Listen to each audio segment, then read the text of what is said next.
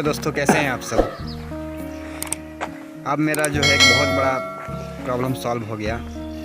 Actually क्या था कि इससे पहले जब भी हमारे कंपनी में करंट जाता था तो बार बार जा कर के हमें सप्लाई ऑन करना पड़ता था, बार बार जाके हमें ब्रेकर को ऑन करना पड़ता था। और चाहे दिन भर में 50 बार भी क्यों ना जाए, 50 बार जा कर के हमें ब्रेकर को ऑन करना पड़ता था। तो अभी ये डीजी लग गया है, जिसके कारण से हमारा काम आसान हो गया। अब हमें कुछ नहीं करना पड़ता है, डीजी को ऑटो पे सेट कर दिया गया है। इस कारण से जब सप्लाई जाती है तो डीजी अपने आप ऑन हो जाता है, और जब सप्लाई आती है तो डीजी अपने आप बंद हो जाता है। तो हमें कुछ नहीं करना पड़ता है। तो इस वीडियो में आज हम लोग देखने के लिए जा रहे हैं कि इसमें कौन कौन से पार्ट्स होते हैं और इसका फंक्शन क्या होता है। तो इसके बारे में हम लोग डिस्कस करेंगे।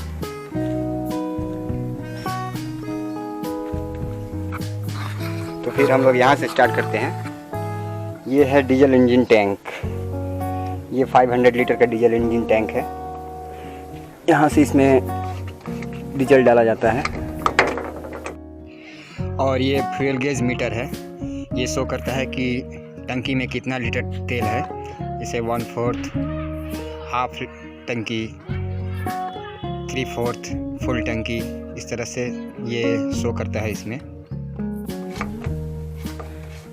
डीजल में अगर किसी प्रकार का पानी है तो ये सेपरेट करने के लिए यहाँ पे वाटर सेपरेटर है। ये है डीजल ऑयल फिल्टर। इसमें अंदर में एक छन्नी लगा रहता है, जिससे कि अगर डीजल के अंदर में किसी प्रकार का कचरा हो तो उसे अलग कर देता है और प्योर ऑयल इंजन को जाता है। अब इधर आ जाते हैं। ये है एक्चुएटर। इसकी सहायता से हमें ये मालूम होता है कि डीजी में लोड के अनुसार कितना डीजल डालना है। इससे डीजल वेस्ट नहीं होता है।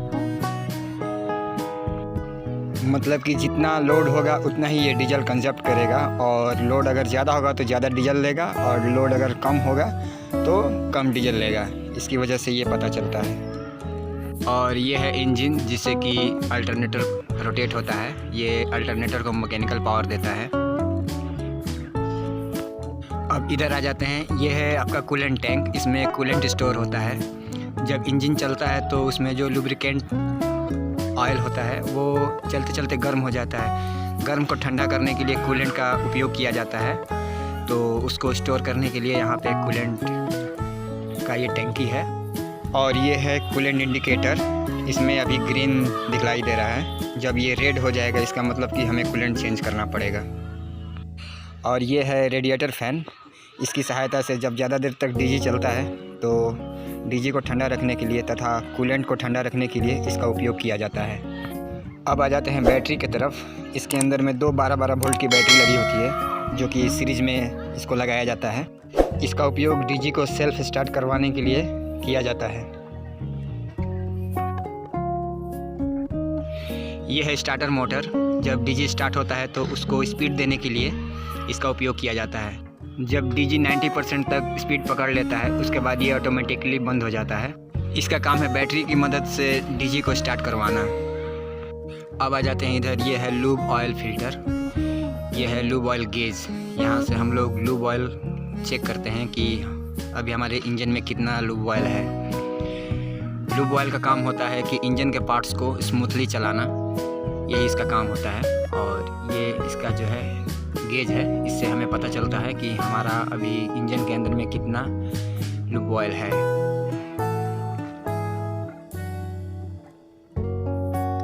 अब ये ऊपर की तरफ आ जाते हैं। ये है टर्बो चार्जर।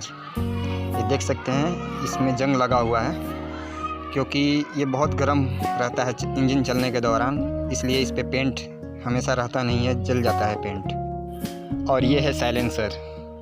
इसका काम होता है डीजल इंजन के आवाज़ को कम करना। जब इंजन चलता है तो बहुत ही ज़्यादा आवाज़ करता है। ये डीजल इंजन के आवाज़ को कम करता है। ये जो टर्बो चार्जर है ये इंजन में एक तरह से इंजन के नाक का काम करता है। जिस तरह से ह्यूमन बॉडी में नाक ऑक्सीजन लेता है, कार्बन डाइऑक्साइड छोड़ता है, वो इंजन में यह टर्बो चार्जर का काम होता है कि फ्रेश ऑक्सीजन जो है ले करके इंजन को ये देता है, और इंजन में जो जला हुआ धुआं होता है, कार्बन डाइऑक्साइड होता है, उसको ये निकाल करके बाहर फेंकता है। यह लगभग 1 लाख RPM की स्पीड से घूमता है, जिसके कारण इसके ऊपर में पेंट लगाने पे पेंट जल जाता है, इसीलिए इसके ऊपर में पेंट नहीं लगाया जाता है।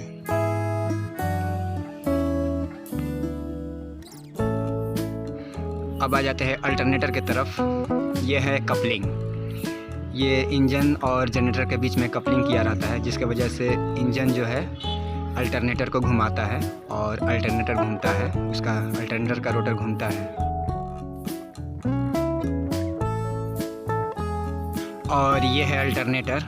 इलेक्ट्रिसिटी प्रोड्यूस करवाने के लिए अल्टरनेटर का उपयोग किया जाता है। ये 1500 RPM के स्पीड से घूमता है, तब जाकर के इलेक्ट्रिसिटी प्रोड्यूस होता है। ये इसका रेटिंग दिया हुआ है, यहाँ पे देख सकते हैं।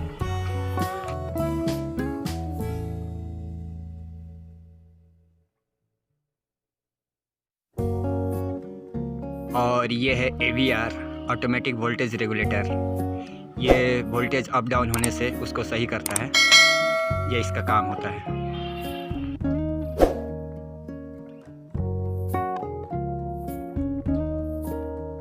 और ये है एयर फिल्टर। ये एयर को फिल्टर करके डीजी को देता है।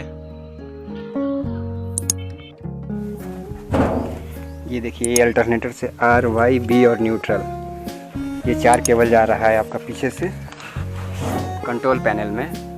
कंट्रोल पैनल में CT लगा हुआ है।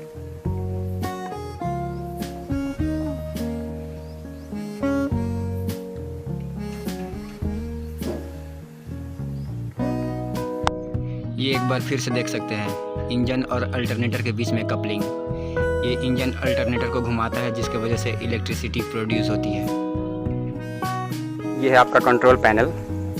आइए थोड़ा नज़दीक से देखते हैं। ये देख सकते हैं आप, ऑल वोल्टेज 0, अभी डीजी बंद है।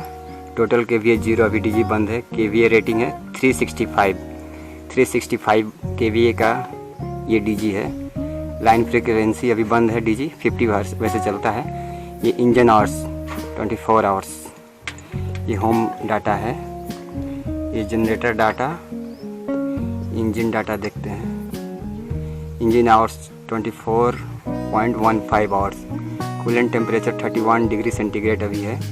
इंजन स्पीड 0 RPM है, अभी इंजन नहीं चल रहा है।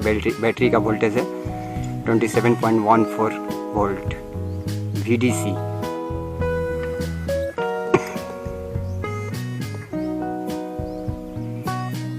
Rail pressure, water in fuel no. ये ऑयल प्रेशर 3.4 kPa है। ऑयल टेम्परेचर 30 डिग्री सेंटीग्रेड है। फिर होम में आ जाते हैं, अल्टरनेटर डाटा देखते हैं। अल्टरनेटर डाटा अभी जो है लाइन 1, लाइन 2, लाइन 3 0 वोल्टेज दिखा रहा है, क्योंकि डीजी बंद है। अभी नीचे आते हैं। लाइन 1 KVA भी 0 दिखा रहा है, क्योंकि अभी डीजी बंद है। ऑल वोल्टेज सब कुछ 0 दिखा रहा है, क्योंकि अभी डीजी बंद है। यह है स्टॉप बटन और यह है मैनुअल, यह है ऑटो। सबसे पहले यहाँ पे auto, 1 number auto mode, 2 number not in auto. अगर हमें मैनुअली यूज़ करना है तो ये सेलेक्टर स्विच को 2 पे ले जाना पड़ेगा, और अगर ऑटोमेटिक यूज़ करना है तो 1 पे करना पड़ेगा। यहाँ से डीजी को स्टॉप करके अगर मैनुअली यूज़ करना है तो ये मैनुअली पे बटन दबा देंगे, और ये देखिए मैनुअली पे बटन दबाया, ग्रीन बटन जल गया। और अगर ऑटो पे चलाना है तो यहाँ पे सेलेक्टर स्विच को 1 पे करके ये स्टॉप करके ये ऑटो बटन दबा देंगे। ये देखिए ऑटो बटन का ग्रीन सिग्नल जल गया। अब ये डीजी हमारा ऑटो पे हो गया। ये है KWH मीटर और general data only for 24.15 hours, मतलब केवल 24 घंटा 15 मिनट ही ये डीजी अभी तक चला हुआ है। और 54 kWh कंजप्ट किया है।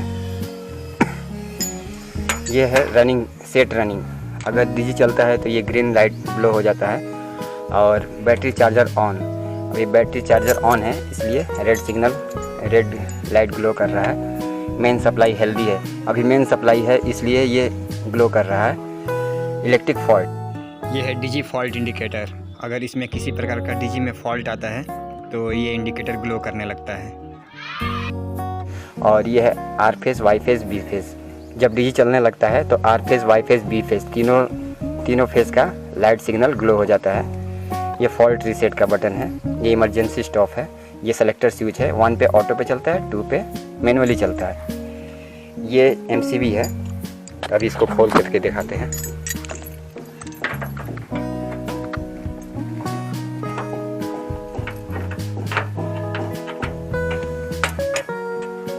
ये बाहर में भी एक इमरजेंसी स्विच दिया हुआ है ताकि जब डीजी ना खुल पाए तो बाहर से भी बंद किया जा सके। ये देखिए, ये है इसका कंट्रोल पैनल।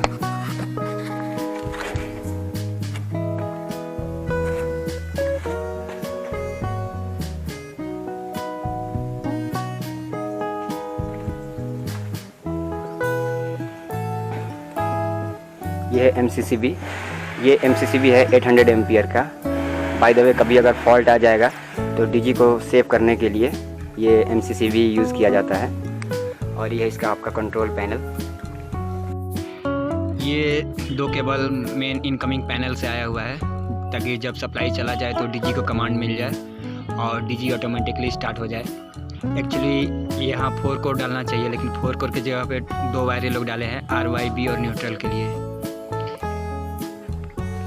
ये डीजी के अंदर से RYB फेज आया हुआ है और ये यहाँ से आउटगोइंग गया हुआ है। डबल केबल एल्युमिनियम का यूज़ किया गया है। ये केबल का साइज़ है,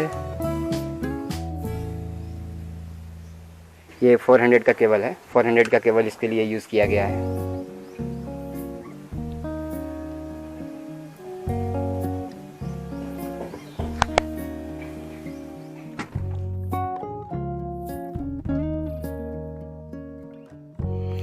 तो दोस्तों, होप करता हूँ कि ये वीडियो आप लोगों को पसंद आया होगा। अगर पसंद आया है तो एक लाइक ज़रूर कीजिए, और आपके मन में कोई क्वेश्चन है या कोई सुझाव है तो आप कमेंट्स बॉक्स में आप कमेंट्स कर सकते हैं। और जो नए हैं वो चैनल को सब्सक्राइब कर लीजिए ताकि आने वाली वीडियोस जल्द से जल्द आप तक पहुंच सके। मिलते हैं, तब तक के लिए नमस्कार।